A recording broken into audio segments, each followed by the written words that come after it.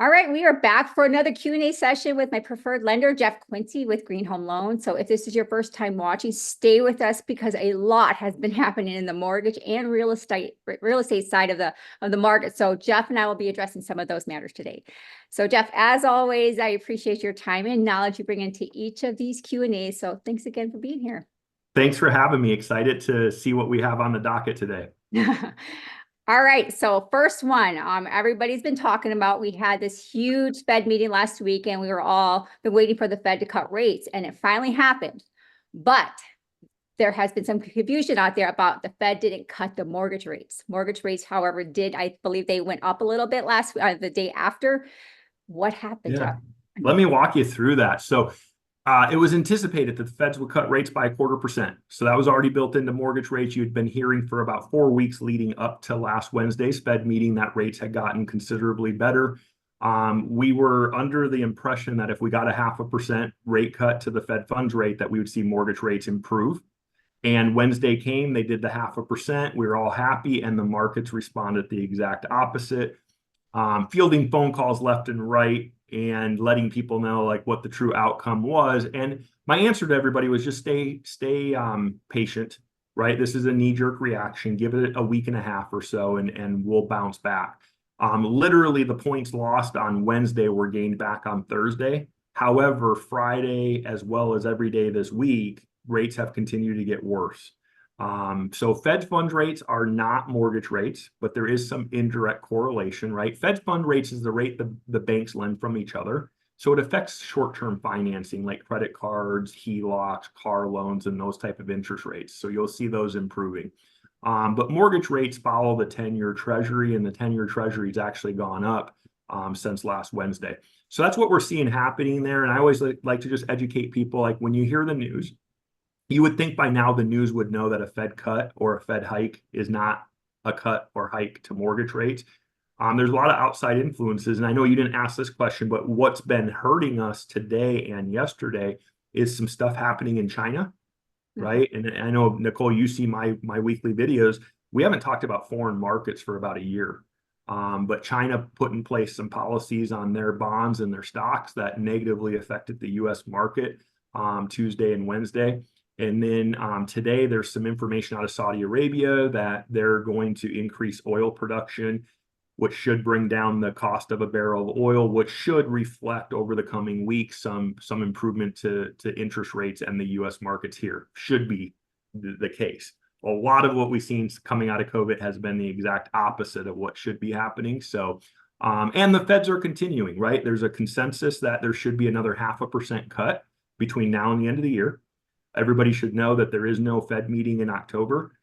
There is one in November, December. So we don't know if it'll be a quarter each of those months, if they pick 1 month and do a 0.5% cut all in one swoop in 1 month. But they have 60 days worth of data to analyze. And what they're analyzing is what happens with inflation. And they're analyzing what happens with unemployment rate. So watch that unemployment rate. If it starts topping that 4.5 or going over, we're going to see mortgage rates improve. The Feds are going to get very aggressive. The last item to round out that answer is there is some chatter this week that the port employees at the U.S. ports are going to go on strike. Yeah. You remember back to COVID, we had ships sitting out in the ocean waiting to get to port, and that caused a supply chain issue. There's a little bit of concern that if that happens, the Feds may have to pause these rate cuts because inflation is going to go back up again, and they're going to have to remain restrictive on their policy. So that's what's going on in the Fed. And it's a lot of unknown. There's a lot of volatility right now. We'll start the day in the negative, and by the time market closes, we're in the positive. So you can't even read it at market open if it's good or bad. You got to look at the whole day. Right. Now, are they expecting another 2 rate cuts, or is there 3 in the works there? Were they the expectation? 1 or 2. Okay. Half a percent is either going to be 1 in November or December, or 2/4% if they do the half. Unless data comes in, right? Unemployment jumps over 4.5. Like we could see another 0.5% in November and a 0.25% in December as well. But they're staying tight-lipped. They know they have 60 days worth of reports to review yet, and they're going to let the data dictate what they do, what their decision is. Okay. So let's see if you can put on a little prediction hat on. What do you foresee happening on the mortgage side, mortgage rates for the remainder of the year? Yeah, I think for the remainder of the year, you're going to see a little bit of volatility back and forth. There's going to be some good days and bad days. My hope would be that we see a nice steady decline. To be honest, like being in the business, like we'd like to see, both me and you would like to see a nice decline quickly in rates. But the truth is, nobody, including the entire industry as a whole, real estate industry, nobody has the bandwidth to handle a really quick drop, right? I'm not in a position to start working 24-hour days. So we all want the gradual decline, because it's just it's a more healthy approach to the overall real estate market. We have a quick decline. You're going to see demand skyrocket. You're going to see inventory drop very quickly, and you're going to see prices shoot up. That doesn't help the buyer who's still trying to find a house. It puts them under a tremendous amount of stress. So we don't want that. We want this to be a nice gradual. You hear the commentary from the feds is a soft landing. Mhm. In our side, we call a soft landing rates going down slowly and easing into it for that reason. Yeah. Yeah. Okay. So, well, let's slide over on to the next topic of refinancing, because there's a lot of buyers that have bought a house in the last year and a half that are either actually sitting on a 2-1 buy down or a second home and investment, and they're just biting at the bit to refinance. We have a mutual client that we were just talking about, and he's ready, he's anxious, he wants to refinance. So Right. what is your advice? What advice do you have for these homeowners? I try to stay away from, absolute answers on this. So my two-part answer is, first and foremost, talk to somebody like me that you can trust. There are lenders out there already starting to refinance people left and right. And what you have to be careful of is that if you're doing a refi too soon, some of these lenders know wholeheartedly that they're going to do the refi. And don't get me wrong, the numbers are going to work. You're going to want to do it, save a couple $100. The problem is you're going to turn around and do another refi next year if rates do drop another percent and a half, right? That just makes sense that you would. And why wouldn't you do it now, get the guaranteed savings versus doing it just one time next year? I had a client down in Tucson at the beginning of this year, and we were talking about, hey, this is where rates are, but there'll be opportunity to refi. Just be patient, right? And she bought the house, and she said, I don't want to refi ever. And I said, well, if rates go down 2%, why wouldn't you? I wanted to get inside her mind a little bit. Well, she owned a house previously that she got talked into. Now, she didn't want to take any accountability in this, but she got talked into refinancing that home 5 times. So during the course of that, if you're working with a retail lender, you're looking at a minimum of $5,000 in closing cost fees times 5. So she added $25,000 onto her mortgage balance. That's what's happening right now. And there's lenders out there recommending paying points to get down to a rate that feels better. And it's very costly. And of course, they're selling them on, we'll just wrap this into your new loan. What's going to happen is if you do another refi next summer, you're going to wake up and you're going to owe way more on your house than you should. So that's the first answer, is you got to look at case by case. Anybody that's going into a conventional or currently in a conventional going back to another conventional loan, I'm going to recommend waiting. If you are in an FHA and your credit score dictates that you would go into another FHA, we call that a streamline. It's one of the easiest loans a lender can do. Or you're a veteran in a VA loan, you can streamline that loan as well. No income verification, no appraisal needed, as long as you've been making your payments on time and haven't missed any, no 30-day lates. You can do that refinance right now, and those rates are down to where we thought the floor would be next summer. And that's just because of some things that we're doing with those programs internally at Green Home Loans that's allowing us to do that. So very, very competitive interest rates on those streamlines. But somebody in a conventional loan, if you refinance today, you'll save some money. It'll feel good. And then you're going to come back next summer when rates come down, you're going to refinance again. And it's just costing you too much money. Even as a broker with no lender fees, our average, you have about $1,000 in title fees, and then your escrows, taxes, and insurance have to be reestablished. So we estimate about $3,000, depending where you fall. But why pay 2 sets of those closing costs when you can just pay one? So reach out. We'll run an analysis. I don't ever want to paint with a broad stroke and say, if you're in a conventional loan, we'll absolutely not refinance you right now. Maybe based on your situation, that refinance today brings you you know, some savings that your household desperately needs. So that's why I say case by case, reach out, have a conversation. One thing I can tell you, most lenders are not honest and ethical. They're just looking for a commission check, right? Our industry has been struggling for 2.5 years. So anything they can do to make a commission check, they will do. So you got to be careful who you're talking to. And I turn away more business than I actually take because it doesn't make sense for that individual client. Yeah. Be prepared when you work with me. The first question I'm going to ask you is, how comfortable are you in your finances right now? Yeah. You say, oh, we're good. We're putting money into savings. I'm going to say, then you don't have a need to do the refi. Okay. So I was, you mentioned free refinance from your end, you don't, the fees. I was just going to bring that up because my client, he was saying that he was receiving notices that there's free refinances. Even his bank is coming to him. If you come back to us, we'll do a free refinance. So can you speak to that? So a couple things, and this is going to be a lot to unpack, so bear with me. Yeah. When you hear free refinance, I could say that as a broker, we don't have lender fees anytime we do a loan, right? So free in terms of no lender fees. A lot of banks use the word free, in my opinion, inaccurate. I'll never call my refi free. You have title fees, you have taxes, insurance with any loan you do. So if a bank says it's for free and then you get your fee sheet and there's fees on there, because there's always fees, there's always title fees, taxes, insurance, you're going to say, hold on, this isn't free. And they're going to say, no, I only control the lender side. I'm not charging anything. So from me, it's free. You still have to pay these prepaid. You got to pay these escrows. You got to pay title fees. So that's the first thing, is it's a little bit misleading. Now, there are some banks that will pay those fees. So they are correctly using the term free. How can I pay a third party entity like a title company or your property taxes to set up escrow and call that a free loan? I have to give you a higher interest rate. Usually 0.25% higher interest rate will give us the level of revenue greater than our compensation agreement allows us to earn. And then we're able to give that back to you in the form of a lender credit. So is that free? If I give you a $3,000 lender credit because I gave you a 0.25% higher interest rate, I should not be touting that as a free refi, because guess what? You're actually paying for it through a 0.25% higher rate than you should be getting. So be careful of the word free. We had a client 2 weeks ago get a letter in the mail that said refinance to 4.75, no fees, no points.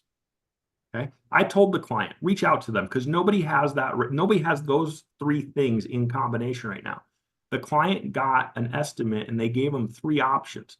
The cheapest option on their $500,000 loan was $35,000 in closing costs. Wow. Now, it was just a box that said this is how much it's going to cost to do the loan. So I don't know how much was points for the rate, how much was lender fees or whatever. But I know that 3,000 to 5,000, whether you're a broker or a retail lender, 3,000 to 5,000 is the standard. So they flat out lied. Yes, if you're going to get 4.75, you are going to pay hefty points for that right now to get that interest rate. So be careful, like what is being advertised. I will always shoot you straight. Not only does it make sense or not make sense, but what's being charged to get that done. And I go through, which most lenders don't, I go through a calculation that dictates what is your break even, right? Like that client that's going to pay $34,000, they were going to save $600 a month. The easy math is you take the $34,000 cost, divide it by $600 a month. And it was like a 200-month break even point, something like that. Okay. The refi did not make sense. So those are calculations I do for all my clients. A lot of times the math tells us if we should or should not do it. That's the great thing, is I don't have to be right or wrong. The client doesn't have to worry about being right. The math will tell us what we should do. Okay. All righty. Now, while we're on this topic, let's talk about what you're seeing with rates as they're decreasing, or they were, and the anticipation of the decreasing. What are you seeing on the application side? Are they increasing? Have you seen more applications coming in? Yeah, so the Mortgage Bankers Association releases their statistics on mortgage applications. And why is that important, right? Because that's not a gauge of mine. I could tell you what my applications have been doing. But on a national average, 2 weeks ago, we were up 12% in application volume. We're seeing refinance applications go up because of everything we just talked about. We're seeing purchase applications go up because people are now seeing the light at the end of the tunnel. Hey, what I've been told for 2 years is correct. House prices are slowly going up. It's now looking realistic that rates are going to come down. Now I want to be a buyer. So we're seeing demand absolutely go up in that anticipation of rate decreases. And it just further, strengthens the point that I've been talking about for 2 years. If you are ready, willing, and able, and are comfortable with the payment, that's always the most important piece out of what I just said. If you are comfortable with the payment, the sooner you buy, the better, right? The Arizona year over year appreciation number just came out, 5%. Yeah. Last month, it was 5.3 or 5.4 was the year over year. So that percentage has gone down a little bit, but if somebody bought a house a year ago for 500,000, they just 5% is 25 grand in equity. And if they held off buying, they're giving that 25 grand to a seller instead of being the ones that receive that equity, right? So everybody always asks, Jeff, is now a good time to buy? My answer for 2.5 years has been yes, if you're ready, willing, able, and can afford the payment. Yeah. Now, if you think I'm saying that because I'm a commission-based salesperson, wait till next summer. Because if you ask me that same question, I'm going to give you an honest answer. And the answer is probably going to be, if you don't have $50,000 in the bank, don't even try to enter the market. Because you're now going to have to pay your closing costs on top of your down payment. Because you're not going to have concessions. There's no rate buy down. And more than likely, these houses are going to get bid 5, 10, 50. I hope it's only that bad, right? During COVID, we saw 50 to 100,000 over list. Yeah. And if that appraisal comes in low, which when we have appraisal issues, we have appraisal issues in good markets, right? Nicole, you know this. I think we talked about this on a previous webinar, is lenders and real estate agents alike hate the appraisal process because they look backwards. So in this very calm market we've been in 2.5 years, when we get an appraisal done on a property today and they're looking backwards 3 months, it doesn't hurt us. But when the market is going up like this, and they're looking backwards, you start having value issues. So you go 5, 10, 15 grand over, there's almost a guarantee that you're going to have an appraisal shortfall that you also have to pay. Right.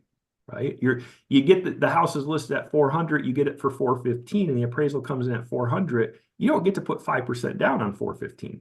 You put 5% down on 400 and then pay the $15,000 difference on top of that. It gets very expensive. So first-time home buyers, somebody not in a position selling a house, they're going to have more money saved up over the coming years to be able to buy a house than what they need right now. Yeah, absolutely. Even just people trying to wait for those rates, for, like you were saying, that competition is going to be back. The demand is going to be very high. Your price is going to be going up. And right now in our seasonal fall and holiday trend here in Arizona, it's usually a great time for buyers. There's less buyers in the market. There's everybody's historically, yes. Yeah. But what do you think about when these, in November, if we start seeing a rate decrease, that's probably going to change that cycle. To your point, historically, the fall months are slower. January, February is busier, right? Coming out of the holidays, we're back on the market looking at homes. Add rate decreases to that. I actually think it's going to be a little bit crazy. And I'll add to that, not opinion, facts.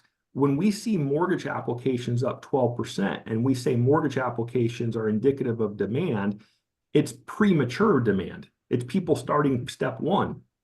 So as these applications are going up 12%, we're not going to see the buyers who qualify out of those applications actually closing on homes for, on average, 60 to 90 days. So we're in September. Where does that put you? November, December closings that are originating from those October or September applications. Add that to what is normally already a busy January, February, and lower rates. It could be a perfect storm, at least here in Arizona. Yeah, I agree. So get out there. It is a good time. And I will be honest, like when it goes crazy and we're seeing what people are having to do to get under contract, I will be honestly answering that question differently. Like, no, you don't have the assets to play in this market. Like my answer will change. Yeah. Are you seeing offers coming in that's over asking price at this point with more? A few. Yeah, it's hit and miss, right? And I think we talk about this every month. It's pockets, certain price points. We just got a contract this week where they got countered to go up $6,000 over listing price, right? We have another one. It's a short sale. We haven't talked about short sales in years. It's a short sale, and the bank declined our offer. We gave them exactly what they wanted, but we wanted $5,000 in concessions to pay for the buyer's closing costs, and the bank came back and rejected it. They actually relisted the house $3,000 higher. Oh, wow. So they're like, well, if the client wants to go up $3,000 and remove concessions, well, this first-time home buyer doesn't have $5,000 for closing costs, right? So it's a conundrum here where now they're going back to the bank saying, well, we'll come up to $3,000, but put the concessions back on, and it's a waiting game with the bank. So in certain pockets, we're seeing having to go over list at a small amount, but keep in mind, these are houses that just dropped because they've been on the market for 30 days. And we're getting some concessions. So there's give and take. It's a win-win for both. And they're saying, yeah, we'll give you $12,000, but you got to come up $6,000 in price. We'll meet you in the middle. Right. So, and they know there's room in the appraisal to do that. So. Okay. All right, let's roll into our next topic, and some big changes on the real estate happened that were effect on August 17th, which came up from the NAR settlement changing how compensation was being done. I did a long video on this on my I put it on my Facebook and my YouTube. So if you haven't seen this, definitely I encourage you to go check it out. But the first question concerning this NAR settlement was the new structure. Have you seen many contracts come through without the sellers offering to pay the buyer's agent compensation or willing to do so? Not yet. Not yet. So far, every seller has offered compensation, and we actually close our first loan on this coming Monday, where the buyer had a buyer broker agreement. Go watch Nicole's video on this so you understand, because I'm going to throw out some lingo here, but buyer broker agreement was to pay X. The seller was paying X minus, right? So our closing on Monday, that client is paying 0.5% of the sales price as a fee at closing to bridge the gap between what the seller was offering and what was agreed upon between buyer and buyer's agent. That's our first one. Everything so far, seller has been paying. This will change, right? I believe there will be some change here. It's something it's gonna be very fluid, and we just kind of have to analyze it as we go on.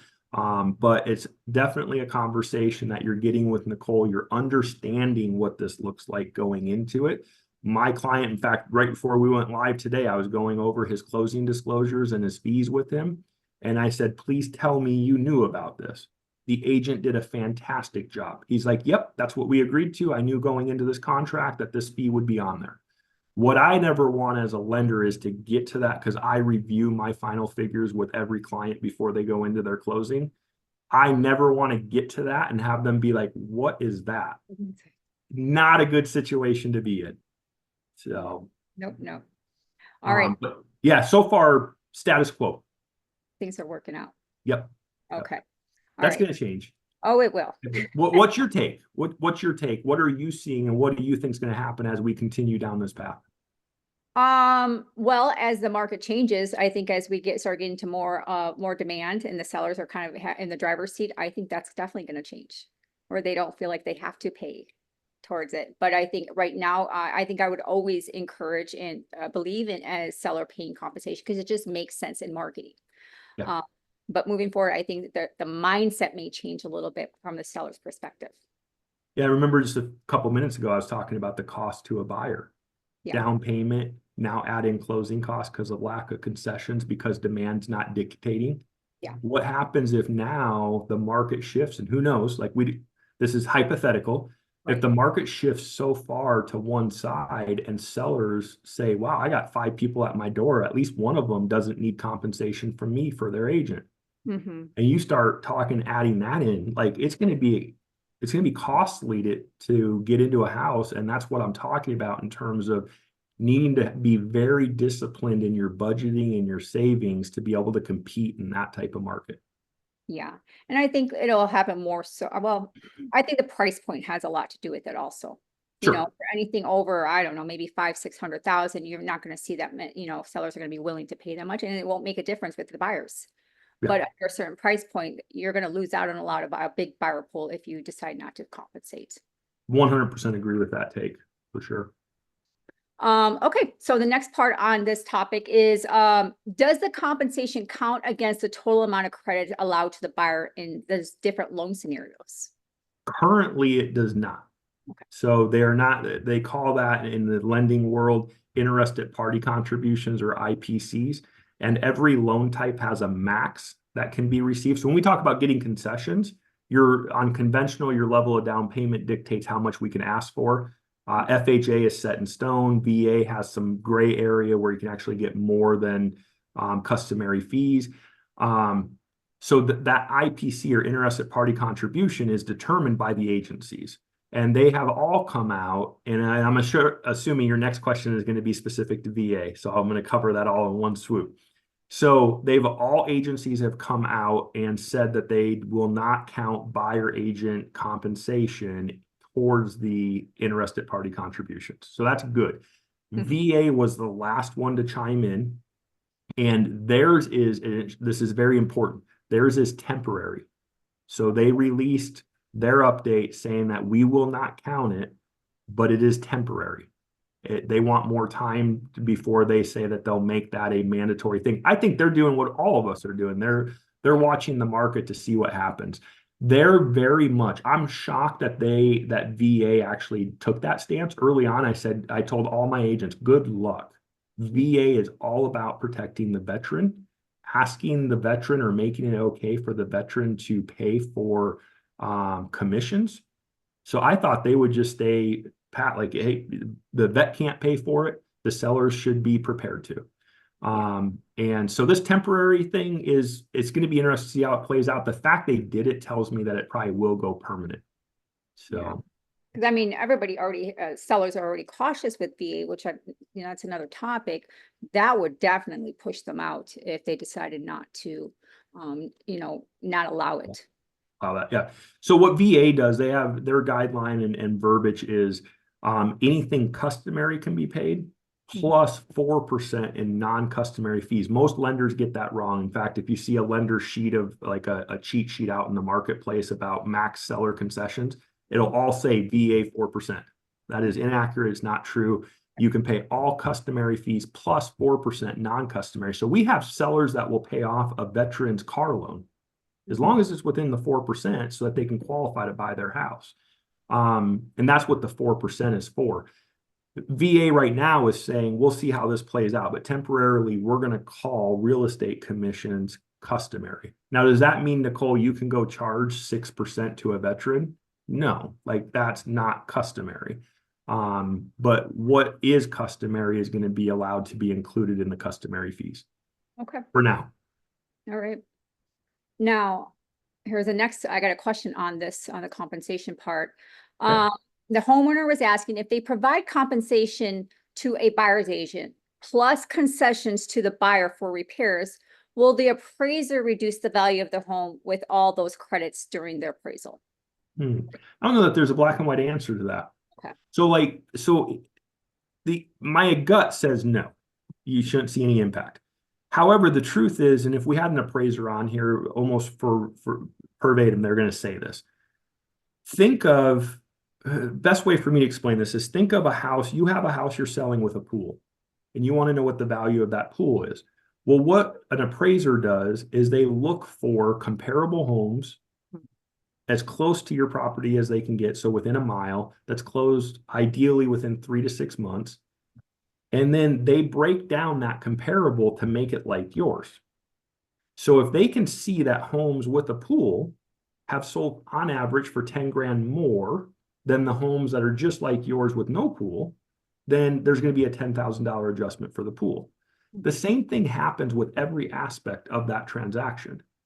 So if they can see that everybody is paying concessions and compensation, kind of, I wouldn't say exact, but evenly across the board, there's going to be no adjustment for that.